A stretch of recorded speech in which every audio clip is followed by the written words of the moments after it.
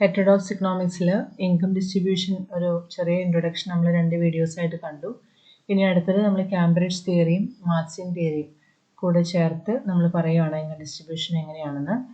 അതിൽ കാംബ്രിഡ്ജ് തിയറിയുടെ മെയിനായിട്ടുള്ള ഒരു കോർ പോയിൻ്റായിട്ട് പറയുന്നത് ഡിസ്ട്രിബ്യൂഷണൽ റിലേഷൻ എന്ന് പറയുന്നത് പ്രോഫിറ്റ് റേറ്റ്, അതുപോലെ വേജ് റേറ്റ്, അങ്ങനെയുള്ള കാര്യങ്ങളൊക്കെയാണ് നമ്മൾ ഡിസ്ട്രിബ്യൂഷനിൽ വരുന്നതെന്ന് പറഞ്ഞു. അതായത് ഫാക്ടേഴ്സ് ഓഫ് പ്രൊഡക്ഷൻ റിവാർഡായിട്ടുള്ള rent, wage, interest and profit. ഇവിടെ നമ്മൾ വേജ്, പ്രോഫിറ്റ് ഇത് രണ്ടും ആണ് മെയിനായിട്ടും ഇൻകം സോഴ്സസ് ആയിട്ട് കാണിക്കുന്നത്. ഈ ഒരു ആസ്പെക്ട്, അതായത് ഡിസ്ട്രിബ്യൂഷൻ റിലേഷൻസിനെ ഇൻഫ്ലുവൻസ് ചെയ്യുന്ന ഫാക്ടേഴ്സ് ആയിട്ട് പറയുന്നത് ഇവിടെ എക്സ്റ്റേണൽ സോഴ്സസ് ആണ്. മെയിനായിട്ടും 2 അപ്രോച്ചസ് ആണ് ഇവിടെ കാംബ്രിഡ്ജ് തിയറിയിൽ കൊടുക്കുന്നത്. ഒന്ന് ഫിസിക്കലിസ്റ്റ് ഗ്രോത്ത് തിയററ്റിക് അപ്രോച്ച്, അതുപോലെ തന്നെ രണ്ടാമത്തേത് monetary interest rate theoretic approach. അപ്പോൾ 2 അപ്രോച്ചസിൻ്റെ പേര് നോട്ട് ചെയ്യാം. ഫിസിക്കലിസ്റ്റ് ഗ്രോത്ത്, രണ്ടാമത്തേത് മോണിറ്ററി ഇൻട്രസ്റ്റ് റേറ്റ്. 2 അപ്രോച്ചസ് ആണ്. ഫിസിക്കലിസ്റ്റ് ഗ്രോത്ത് എന്ന് പറയുന്ന അപ്രോച്ചിൽ മെയിനായിട്ടും അത് ബേസ് ചെയ്തിരിക്കുന്നത് കാംബ്രിഡ്ജ് ഇക്വേഷനെ ബേസ് ചെയ്തിട്ടാണ് പറയുന്നത്.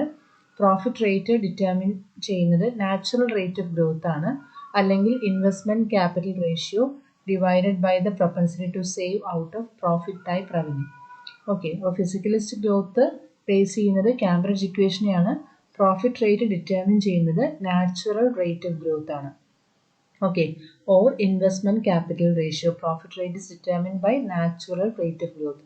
നാച്ചുറൽ റേറ്റ് ഓഫ് ഗ്രോത്ത് എന്ന് പറയുന്നത് തന്നെയാണ് investment capital ratio divided by propensity to save out of profit type revenue. Propensity to save out of profit. Okay, അപ്പോൾ 2 അപ്രോച്ചസ് ഏതൊക്കെയാണെന്ന് നോക്കാം. Physicalist growth theoretic approach, monetary interest rate theoretic approach. അതായത് physicalist growth theoretic അപ്രോച്ചാണ് Cambridge ഇക്വേഷനെ base ചെയ്തിരിക്കുന്നത്. Profit rate determine ചെയ്യുന്നത് natural rate of growth ആണ്, അല്ലെങ്കിൽ investment capital ratio divided by propensity to save out of profit type revenue. ഇനി monetary interest rate ആണ് രണ്ടാമത്തെ അപ്രോച്ച്. ഇത് ബേസ് ചെയ്തിരിക്കുന്നത് പിയറോ-സ്ട്രാഫോ സ്റ്റേറ്റ്മെൻ്റ് ആണ്. പിയറോ-സ്ട്രാഫോയുടെ സ്റ്റേറ്റ്മെൻറ്റിനെ ബേസ് ചെയ്തുകൊണ്ടാണ് monetary interest rate approach. Physicalist growth theoretic approach base ചെയ്യുന്നത് കാംബ്രിഡ്ജ് ഇക്വേഷനെയാണ്. Monetary interest rate theoretic approach base ചെയ്യുന്നത് സ്ട്രാഫ സ്റ്റേറ്റ്മെൻറ്റിനെയാണ്. ഇനി ഇവിടെ money rate of interest determine profit rate determine ചെയ്യുന്നത് മണി റേറ്റ് ഓഫ് ഇൻട്രസ്റ്റ് ആണ്. നമ്മൾ ഫിസിക്കലിസ്റ്റ് ഗ്രോത്ത് തിയററ്റിക് അപ്രോച്ചിൽ പറഞ്ഞത് പ്രോഫിറ്റ് റേറ്റ് ഡിറ്റർമിൻ ചെയ്യുന്നത് നാച്ചുറൽ റേറ്റ് ഓഫ് ഗ്രോത്ത് ആണ്. ഇവിടെ money rate of interest determined the profit rate. Okay, അപ്പോൾ 2 അപ്രോച്ചസും ക്ലിയർ ആയി കാണുമെന്ന് വിചാരിക്കുന്നു. ഇനി എന്തൊക്കെയാണ് ഈ ഒരു കാംബ്രിഡ്ജ് തിയറിയിൽ വരുന്ന കീ പോയിന്റ്സ് നോക്കാം. In both approaches, profit rate is a dependent variable. In 2 approaches, physicalist growth theoretic approach and monetary interest rate theoretic approach, രണ്ടിലും profit rate എന്ന് പറയുന്നത് is a dependent variable.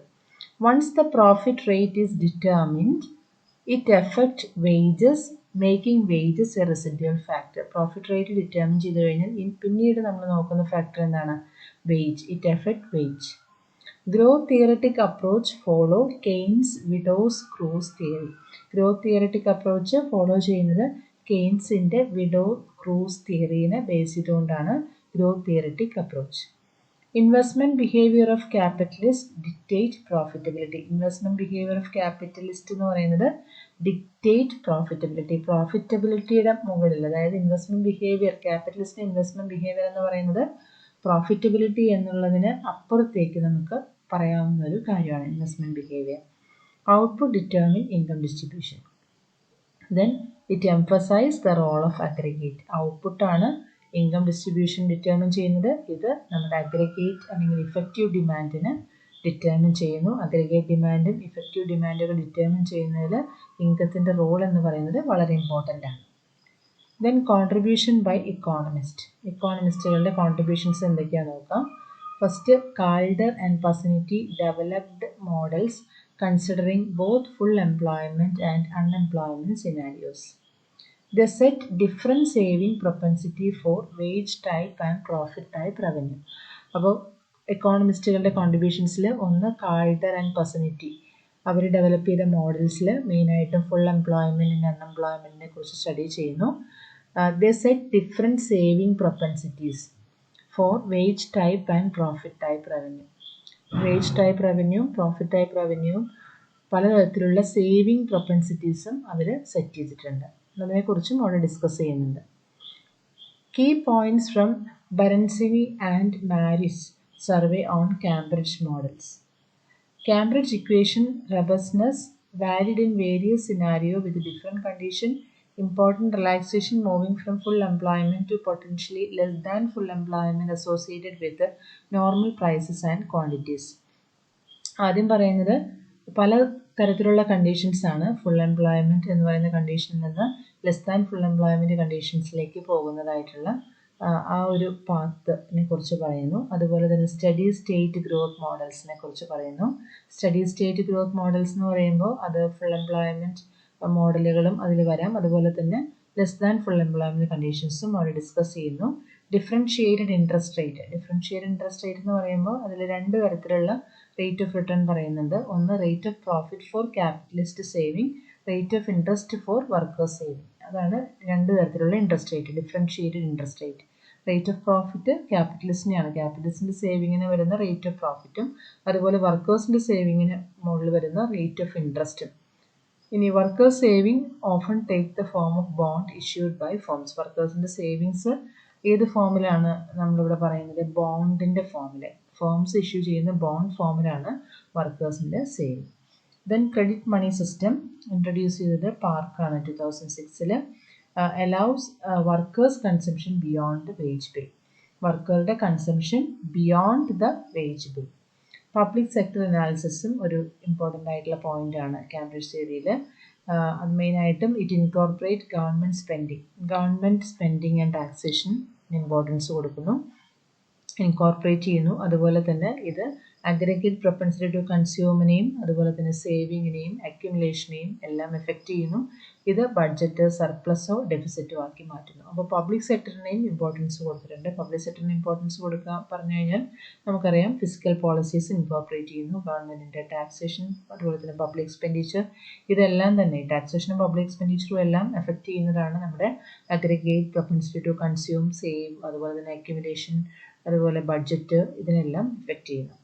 Then generalised Cambridge equation ആണ്. വർക്കേഴ്സിൻ്റെ propensity to save influence ചെയ്യുന്നത് അവരുടെ state of income ഡിസ്ട്രിബ്യൂഷനെയാണ്. Propensity to save influence ചെയ്യുന്ന main ആയിട്ടുള്ളത് ഇൻകം ഡിസ്ട്രിബ്യൂഷനിൽ വരുന്ന ചേഞ്ചസ് ആയിരിക്കും.